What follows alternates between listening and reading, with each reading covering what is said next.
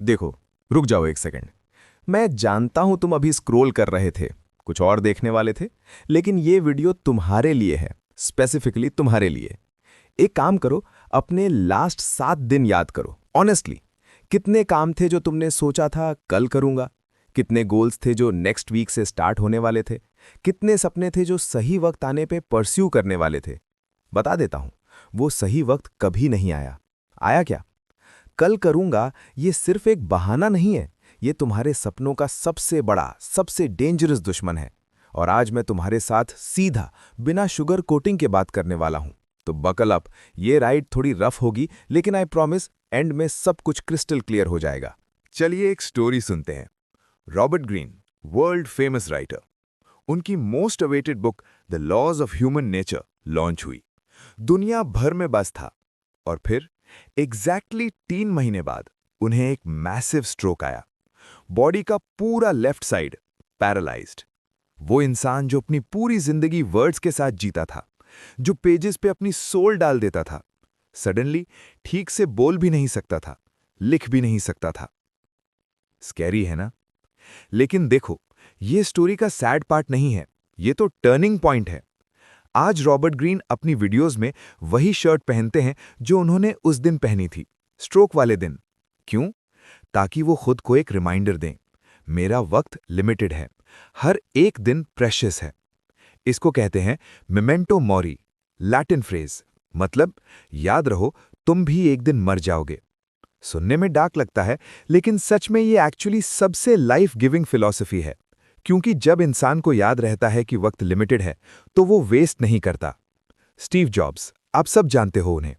वो रोज सुबह उठ के मिरर के सामने खड़े होते थे और खुद से एक सवाल पूछते थे, अगर आज मेरी जिंदगी का आखिरी दिन होता तो क्या मैं वही करता जो आज करने वाला हूं?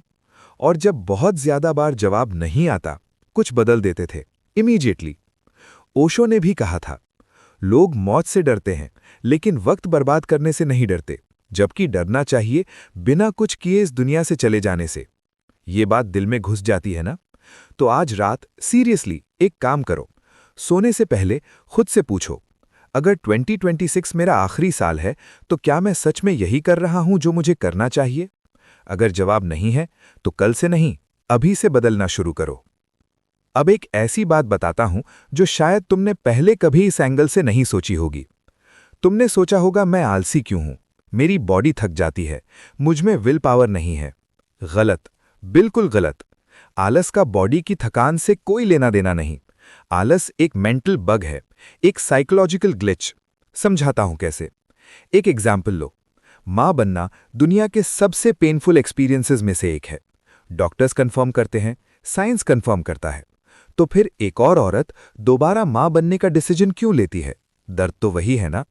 क्योंकि उसका फोकस दर्द पे नहीं होता, उसका फोकस होता है उस छोटे से बच्चे की पहली मुस्कान पे, पहले कदम पे, उस बॉन्ड पे जो सिर्फ वो फील कर सकती है। रिवॉर्ड इतना बड़ा होता है कि एफर्ट छोटा लग जाता है। अब अपनी सिचुएशन सोचो।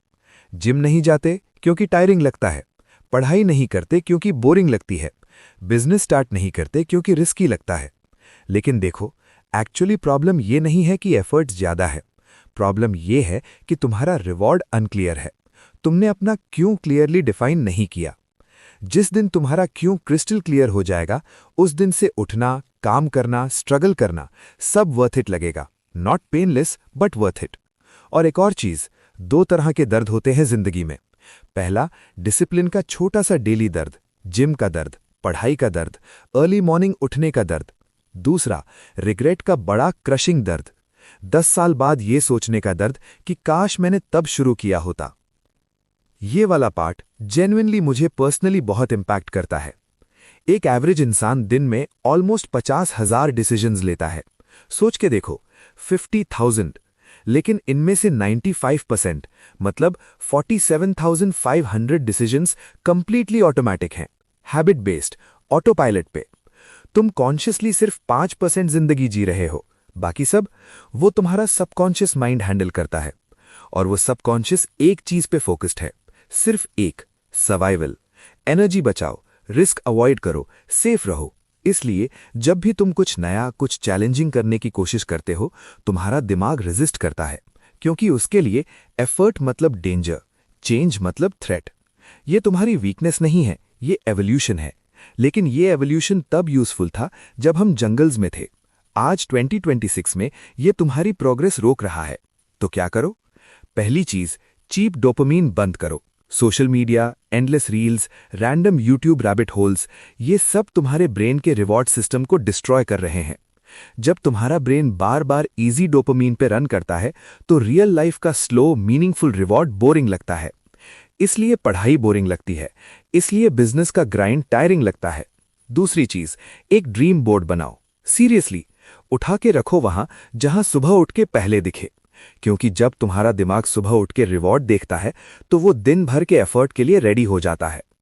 अपने 5% कॉन्शियस माइंड को इतना पावरफुल बनाओ कि वो बाकी 95% को रीडायरेक्ट कर सके। ये पॉसिबल है। थाउजेंड्स ऑफ पीपल जो ये काम कर चुके हैं वो सब प्रूफ हैं। अब एक मैजिक ट्रिक होती है, तुमने जरूर देखी होगी कभी। उस ट्रिक के 3 पार्ट्स होते हैं। द प्लेज, कुछ दिखाते हो। Normal, familiar. द टर्न, वो चीज गायब हो जाती है, ऑडियंस हैरान। द प्रेस्टीज, वो चीज वापस आती है, ट्रांसफॉर्म्ड, चेंज्ड, और तब तालियां बजती हैं। जिंदगी भी एग्जैक्टली ऐसी ही है। दुनिया तुम्हारे स्ट्रगल पे तालियां नहीं बजाती, दुनिया तुम्हारे आइसोलेशन पे नहीं बजाती, दुनिया तुम्हारे कमबैक पे तालियां बजाती है। एक हिस्टोरिकल एग्जाम्पल लो। वास्को डुनीज दे बाल्बोआ पूरी जिंदगी लगा दी पैसिफिक ओशन ढूंढने में, सोने की तलाश में। इनक्रेडिबल जर्नी थी, लेकिन उसके पास एक एंड प्लान नहीं था, डेस्टिनेशन नहीं थी, और आखिर में अपने ही लोगों ने मार दिया, सपने अधूरे रह गए। इस स्टोरी का मॉरल ये नहीं है कि कोशिश मत करो। मॉरल ये है, सिर्फ जर्नी काफी नहीं, डेस्टिनेशन भी जरूरी है, फिनिश लाइन भी जरूरी है। तुम्हारी सक्सेस इस बात से तय नहीं होती कि तुमने जनवरी में कितने जोश से रेजोल्यूशन लिया।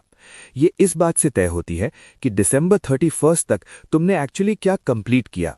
तो एक काम करो, अभी एक चीज लिखो, सिर्फ एक, जो तुम इस साल फिनिश करोगे, कंप्लीट करोगे। पूरी दुनिया को दिखाने के लिए नहीं, खुद को दिखाने के लिए। तुम्हारा प्रेस्टीज मोमेंट क्या है? अब फाइनल और सबसे इंपॉर्टेंट बात।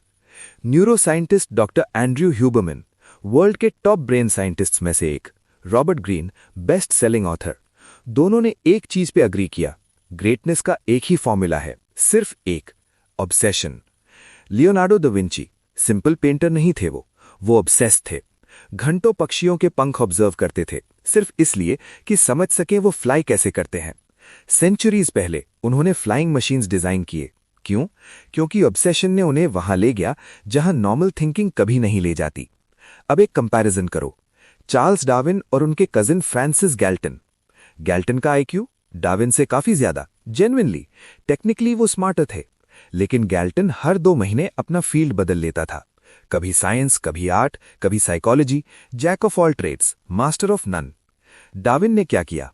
एक चीज, सिर्फ एक, थियरी ऑफ एवोल्यूशन, और उस पे इतना ऑब्सेस था कि दुनिया उन्हें कभी नहीं भूल सकती। बिना ऑब्सेशन के सारा नॉलेज वेस्ट है। मैं जानता हूं तुम्हारे पास 10 आइडियाज हैं, 15 गोल्स हैं, यूट्यूब चैनल भी, ट्रेडिंग भी, जिम भी, साइड हसल भी, सब एक साथ, और इसलिए कुछ भी प्रॉपर्ली नहीं हो रहा। मास्टरी सिर्फ तब आती है जब तुम एक चीज पे इतने दिनों तक इतने डेडिकेशन के साथ टिके रहो कि वो चीज तुम्हारे अंदर घुस जाए, तुम्हारी आइडेंटिटी बन जाए। ये बोरिंग लगता है, लेकिन यही दुनिया को हैरान करता है। तो आज डिसाइड करो वो एक चीज क्या है, सिर्फ एक, और फिर उस पे ऑब्सेस्ड हो जाओ, रिलेंटलेसली, अनअपोलोजेटिकली। चलते हैं, क्विकली रिकैप करते हैं। पहली बात, कल करूंगा लिटरली तुम्हारे सपनों का कातिल है। आज से ये सेंटेंस बंद। दूसरी बात, मोर्टालिटी को टूल की तरह यूज करो। वक्त लिमिटेड है, ये रियलाइज करना तुम्हें फोकस रखेगा। तीसरी बात, आलस थकान नहीं, अनक्लियर रिवॉर्ड है। अपना क्यों डिफाइन करो। चौथी बात, तुम्हारा 95% दिमाग ऑटो पायलट पे है। चीप डोपामीन बंद करो, ड्रीम बोर्ड बनाओ। पांचवी बात, स्ट्रगल नहीं, कमबैक पे फोकस करो, कुछ फिनिश करो इस साल। छठी बात, एक चीज, ऑब्सेशन, मास्टरी, बस। और अब लास्ट बात, सबसे इंपॉर्टेंट बात, दुनिया का हर 80 साल का बिलियनर वो अपनी सारी दौलत, अपना सारा पावर, अपना सारा नाम सब दे के तुम्हारी आज की उम्र वापस पाना चाहेगा। वो एक एक सेकंड के लिए तरसेंगे, वो वक्त जो तुम अभी कल करूंगा बोल के बर्बाद कर रहे हो। ये फिजिक्स जैसा प्रिसाइज सच है। सही इनपुट डालो, सही आउटपुट आएगा, गारंटीड। यूनिवर्स के लॉज इसमें कभी गलती नहीं करते। कब्रिस्तान उन लोगों से भरा पड़ा है जिनके पास ब्रिलियंट आइडियाज थे, जिनके पास टैलेंट था, जिनके पास पोटेंशियल था, लेकिन उन्होंने सही वक्त का इंतजार किया और वो अपने अधूरे सपनों के साथ ही दफन हो गए। वो सही वक्त कभी नहीं आया। तो एक काम करो, अभी इस वीडियो को बंद करो, फोन रखो और वो एक काम करो जो तुम कल पे डालते आ रहे थे, क्योंकि कल कभी नहीं आता, सिर्फ आज है और आज ही काफी है। अगर ये वीडियो दिल को लगी तो लाइक करो, शेयर करो उन लोगों के साथ जिन्हें ये सुनना जरूरी है। कमेंट में बताओ तुम्हारा एक कल करूंगा वाला काम क्या है जो आज से शुरू होगा। मिलते हैं अगली वीडियो में, तब तक काम करते रहो।